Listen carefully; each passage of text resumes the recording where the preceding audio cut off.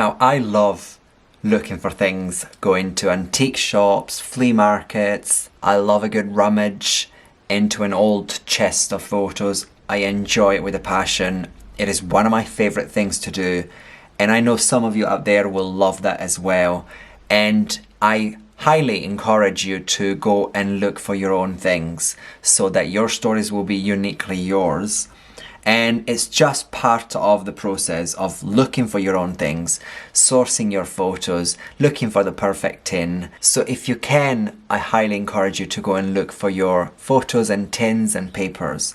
However, I'm aware not everyone has a shop nearby where they can go and source antique papers or photos or tins. Some of you might not have the time or the spaces to look for things, and I would say go and look for items online. And so in that way, I thought maybe I can also help you, because I have a lot of these tins that I love, and I thought maybe I can offer some of these tins if some of you need them.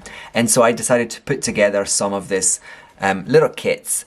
They're called the Alchemy of Memory, which is the title of the class, and they are very much a limited edition. I only was able to make enough kits as tins that I had, and so I tried to make kits that contained enough things for the class. So each kit comes with a tin, and I wanted the tins to be the size that I'm using in the class, so I only chose this size.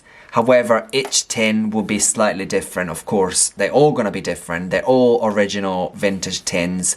They're unique, and whatever it is on the cover, they can always be customized, they can be collaged and added found objects onto them. So they're just vintage tins, and they are predominantly pipe tobacco tins.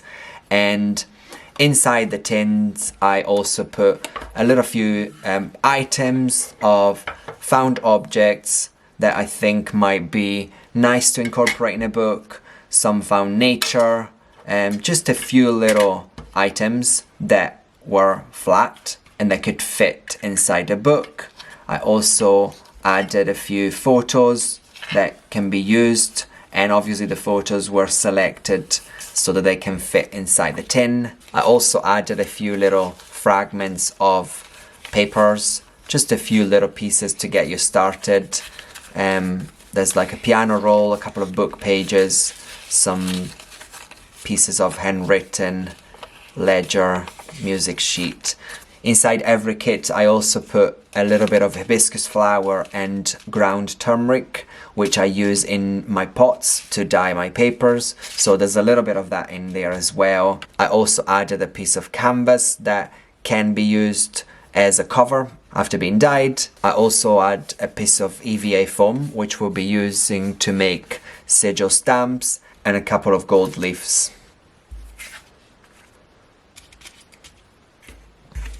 So if you think this might make your life a little bit easier and you're looking for an easier way to get some of the materials that we need for this book, these little kits will be available on my website until they run out. So that it is very much first come, first served, because I was only able to make a few. But I think they're lovely, and they would definitely give you a good starting point for the class.